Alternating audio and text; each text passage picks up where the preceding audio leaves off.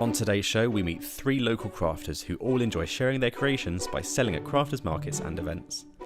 Later on, we'll test their overall craftiness with a quickfire class in each skill.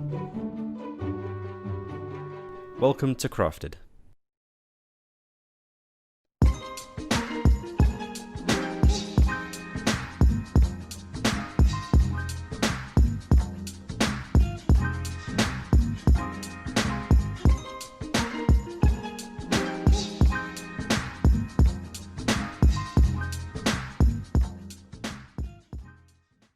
Our first crafter juggles her time between a full-time job, raising a family, and her hobby of creating macrame, a form of textile made using knotting techniques. My name is Debbie Davies and I make macrame. I've been crafting for a few years. I used to do it years ago before I had children, before I had my family, and then I lost my way really. I didn't have time for it. So recently I went to a pottery painting session, realised how relaxing it was and realised I wanted to start crafting again. So I've tried lots of different crafts. I saw some macrame last December, really liked it and thought I wanted to have a go. I've learnt really with my daughter Kira, and we've just been teaching ourselves using YouTube videos, books, anything that we can find to learn how to do the knots, and then designing our own wall hangings. All the things that I make are for relaxation, but I make so many of them that I can't have them all in the house, basically. So I have to sell them on, get rid of them. So that's why we do the markets and the craft fairs, and I enjoy them. Last year when I was on holiday, we bought some small owls from a French market, and I did some research and realised that nobody made anything like that over here. So I've started making owl families, and when we do a market we tend to sell the owl families in the macrame, and they go down really well. I was very happy the first time I sold a piece of macrame, but also a little bit sad because every time you create something it's a little bit of yourself, and there's a little bit of me that wants to keep everything but I can't. But it is lovely when you sell, people come up and appreciate what you make. When we started selling at markets, people would come up to us and say, oh, I used to do that when I was younger, but I can't remember how anymore. Or, yeah, I'd really like to do that, but I don't think I know how. And that gave us the idea actually that we could probably make some very simple kits for people that with the full instructions they would be able to create the same things that we were creating. So we've created kits out of small wall hangings, plant pot hangers and large wall hangings, and also for the Tree of Life. My favourite piece of work that I've made is the Tree of Life. Again, got the idea off of the internet, played around with the pattern to make it what I wanted it to be, and added in the small beads to look like fruit on the tree. And I've actually sold quite a few of these. People really like them. So to make a small piece of macrame, the first step is always to obviously create a little hanger for yourself to hang the piece up, and then to attach all your yarn pieces to the dowel, and then to actually create the pattern that you want to make using the knots that you've chosen. This particular one here has got square knots on it, which is probably one of the most basic knots that anybody would learn and use, but it's really versatile because you can make all sorts of patterns with it. And then there's also a double half hitch knot making the chevrons on it, and it really is quite a simple piece of work but quite effective. Next, we have a crafter who has turned her hobby into a full-time career for both her and her husband, creating art using natural items like pebbles and stones. Pebble art basically is a collage, and I use the different shapes and sizes of pebbles and the colours really to create a picture. I've always liked making collages, but in 2016 I decided I was going to go out on my own. Started with lots of different crafts, and I put a pebble art picture online for sale and it sold. So I did another one and it's gone on from there, and now I don't have time for any other crafts apart from pebble art. I sell my pieces mostly online through my Etsy shop. I decided this year that I would go out once a month and do a stall, and I enjoy doing that because it makes me do create designs that I've got in my head and don't really have the chance to make them because I'm making them from templates on my shop for orders, really. What I love about the markets the most is when somebody approaches my stall, you can see a smile come on their face, and the smile just gets wider and wider as they work their way across my stall. And I just love that. I really do. It makes everything worth it. At stalls, we have had people actually cry because they've connected with it so emotionally, and they can see themselves in that picture or a certain situation. That, yeah, we have had people cry. I buy my pebbles from all over the place. So we love gardening, so we're always at garden centres. And I found I go to landscapers as well now, and I just buy any bag of pebbles or stones that take my fancy. So I tend to tip them out onto my desk. That is the best way I work, and I route through them. So when I'm creating an order, for example, the family tree order, I pick the stones to suit the people. But I love the fact that they're all so pleased with them. Yeah, I really love that, especially as they go all over the world. This is an example of a larger size family tree that I create for my Etsy shop. The customer sends me the names for the tree, so I add the names there, and the age and gender of the children. So I choose the stones to best represent that. My plans for the future. I want to carry on the way we are now. We are growing, but the problem is there is a ceiling because I'm only one person who can make them. I do have help from my husband on other aspects of the business, but I'm the only person who makes the pebble art. So I will just keep working at capacity and enjoying it. Our third and final crafter has recently turned her hobby into a profession by completing a master's degree in ceramics. Alongside her crafting, she helps her husband run a successful restaurant and is raising 2 young children. Hi, I'm Kath and I am a ceramic artist. Ceramics is taking earth or clay from the earth and making it into a usable item, be it sculptural, be it a pot, be it a mug, in the process of putting it in the kiln and firing it. I first started when I was about 19, but never fully pursued it until about 6-7 years ago when I set myself up at home with a studio, ceramic with wheels, with a kiln and everything like that. And then more recently just doing the MA in ceramics. But yeah, I've been doing it for years, and I just love taking a malleable piece of material of the clay where it's soft and you can shape it into a form, but then once fired, it's solid, it's not movable. I came up with the idea to do these pots throughout my MA, and it was kind of a bit of an accident because I was trying to make shapes that were large forms. So I've been trying to make bigger and bigger forms, and I've got all these glazes that I needed to work with. And I thought I'm just going to make the same size pot to do as tests and do test pieces. The exhibition was part of my MA show, so all the MA students on the design course here at UCLan exhibit their work at the end of the course. So it just brought everything together to have an exhibition and have a wall of pots like I did, of having 25 of each season, which then obviously equated to 100. I think it really showed my work off well. I was selling the work because I don't need 100 pots.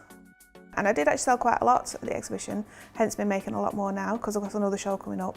And it's just nice that people appreciate the work that I've done and like the work enough to actually buy the work.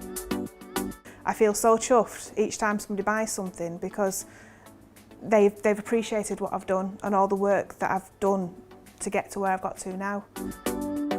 The first time I sold a pot was a couple of years ago, and it was at a PTFA event at school.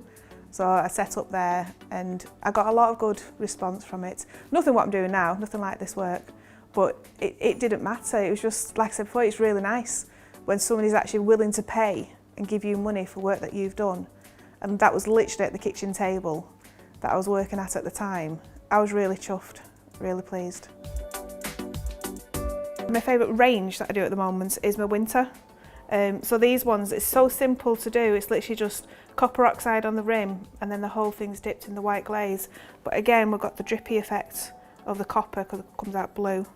And And then even just the way it reacts with the glaze that I've made of this white, it's just, I really love the way it works, and these larger ones as well. I think it's a really nice conical form. There are no rich ceramicists out there, or there's not many rich ceramicists out there, so you don't do this to make money. You don't do it to be rich, I should say. You do it because you just love making it, and you make all these things that people like and want to buy, and it's like you just keep going with it.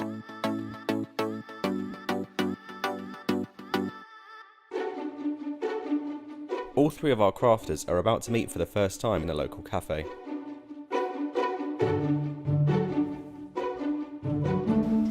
Hi! Hiya! I'm Debbie. Sarah. Hi! Hiya! I'm Kath. I'm Sarah. And you're Pebble Art. Pebble Art. I'm Debbie. Hi, Debbie. All right. Are you all I'm right? macrame. Macrame. Well, that's what we're doing now, isn't it? Yes, it is. Sounds exciting. Looking forward to it. Yeah, I hope I'm so, looking yeah. forward to ceramics as well. Oh, we're getting messy. That's the best bit. Getting messy. Yeah, no, we are Yeah. looking forward to that. Oh, You've really done good. that before, haven't you? I have a little bit, yeah, I've dabbled a little bit. You've played with clay. I have, yeah. Well, I've never done macrame, Oh, that's good. and I've painted, but I've never painted pebbles. I don't paint pebbles. Oh, what are we doing? No, more like a collage Oh, right, picture, okay. using the pebbles to create a picture. Ah, that's not what I thought it was going to be. So that's good. It's really exciting, Yeah. isn't it? I'm looking forward to today. A nice crafty day. Coming up, Take the left-hand piece of yarn, pass it across the front. Debbie ties everyone up in knots. Oh, that was way off. Kath gets everyone messy making pots. Just wanted one spot would be easy, but it's not. And Sarah shows the ladies her secret to the perfect pebble picture. I tend to empty the bags onto my desk, and it is literally like the tides come in.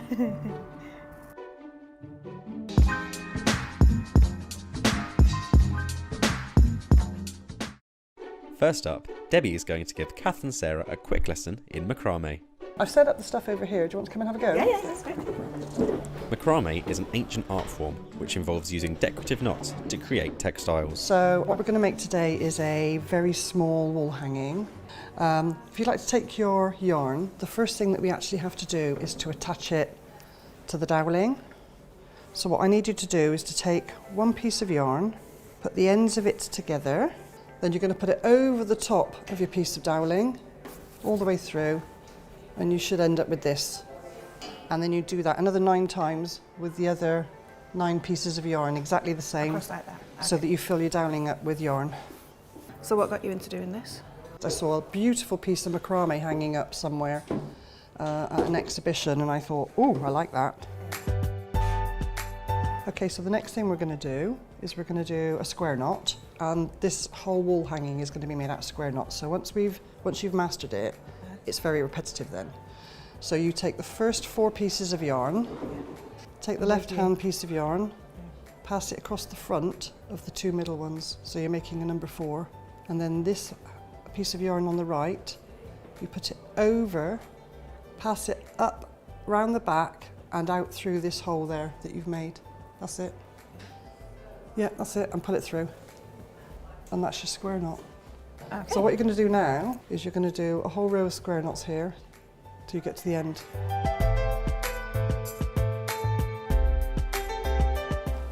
I can tell you're both concentrating because you're quiet.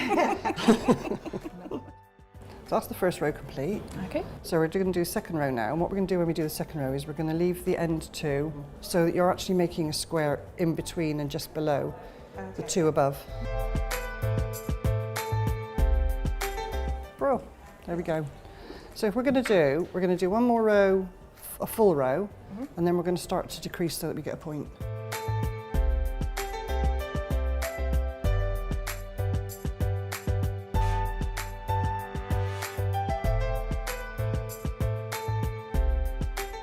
And now you've got one more knot to make right in the middle.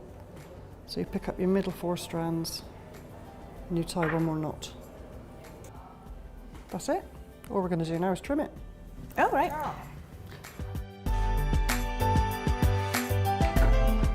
Finished?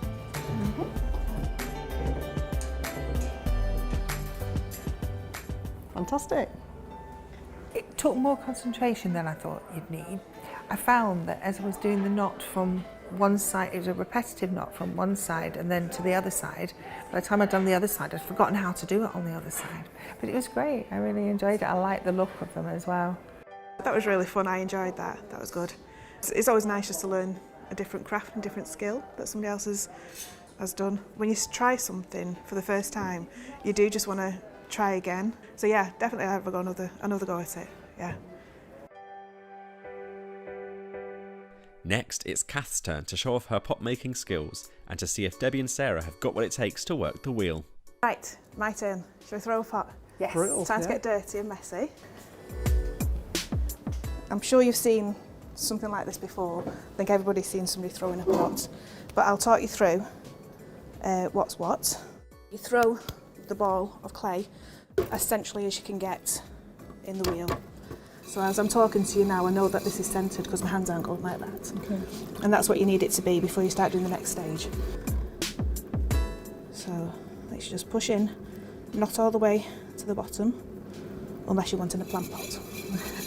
Okay, so creating equal pressure from the outside and the inside, you then squeeze the clay, and then you'll see the walls will start rising up. And then using this tool, I'll just tidy up the base. The base will always be thicker than the top, so this is just equaling it out. And now the fun begins because it's your turn. Yay. See, it's definitely not as easy as it looks, is it? But it's good fun. Oh, that was way off. You think throwing it just onto one spot would be easy, but it's not. You'd think. You think? Okay. Oh, Yeah. nearly. We need speed on the wheel now. Alright, keep going. Try and get it so that it's going to come up in a pyramid shape. Right, okay. So you need the top to be thinner than the base. Okay. Okay. That's it, now squeeze with both.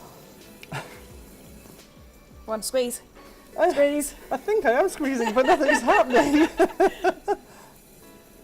Wait, we're going to now push it down. Okay. So you use your left hand to support the sides, and it's your right hand that you're then going to be pushing down. No, that's it. You can see you can feel it now, can't you? It's Yep. getting a bit more central. That's really good. So as you touch it without looking at it, you can feel it. You're not moving, Okay. which means that you're centred. Okay, so now we're going to be opening it up. Okay. So using your finger, so you need to anchor again, palms down. Okay. Hold one hand with the other hand, and then from the centre, you're pushing it in. That's it. So you're just going straight down, and keep your finger and your hand still. You're just going straight down, but not to the base. Okay. Really good. It looks perfect. Can we stop there? That's your bowl. Straight down. You have to press quite hard, don't you? Yeah. Right, that should be plenty. That's what I suction on there. Okay, so now you're going to pull the clay towards you.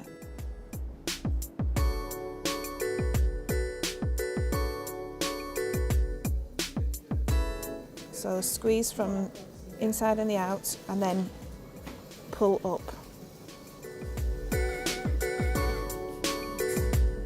I want an oval. You're doing really well. I think that's cute. Yeah? You want to keep that? Yeah. And now you can use that tool to smooth off and straighten off the base. Okay.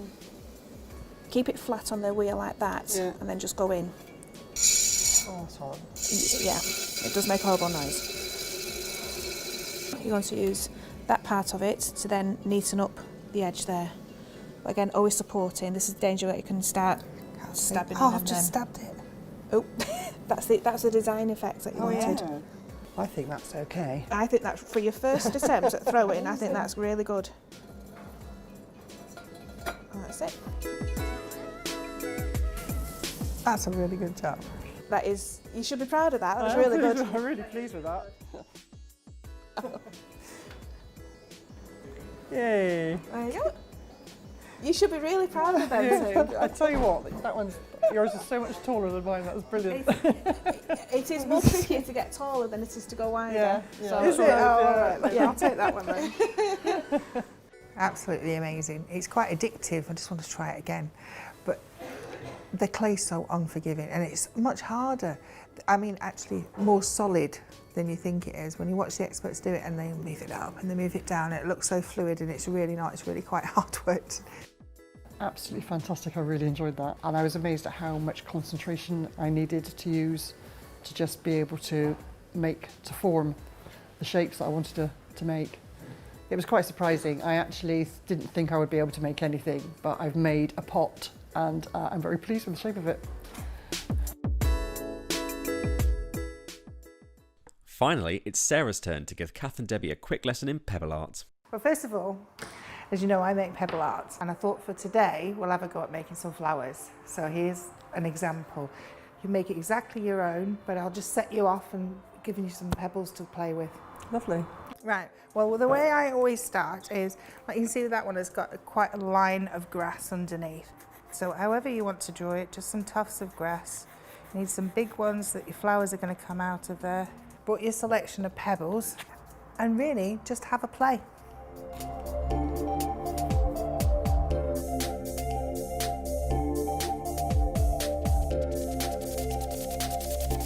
So how many buckets of pebbles do you have at home? I tend to empty the bag out onto my desk and it is literally like the tides come in.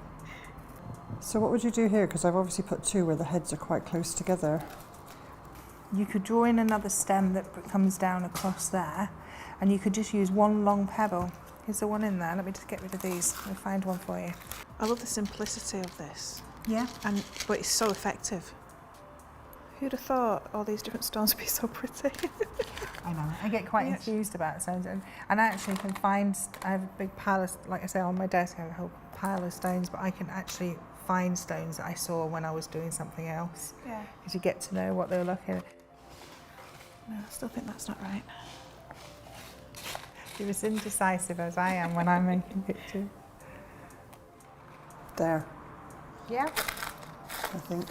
So now what you have to do is once you've finished putting your picture together, you have to do it again because you have to pick each stone up and add glue to it and put it. Yeah. Okay.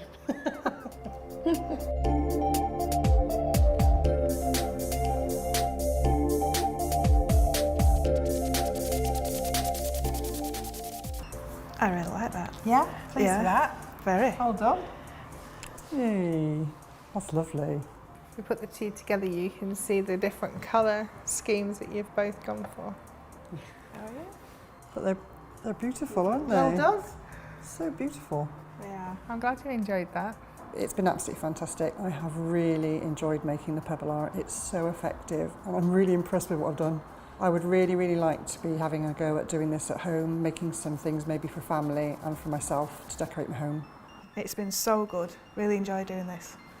I'd definitely have a go at doing this again. I think my daughter's going to love doing something like this. So I think we're going to go hunting round for some pebbles. And me and Elisa are going to have a little play. We're doing our own little pebble art.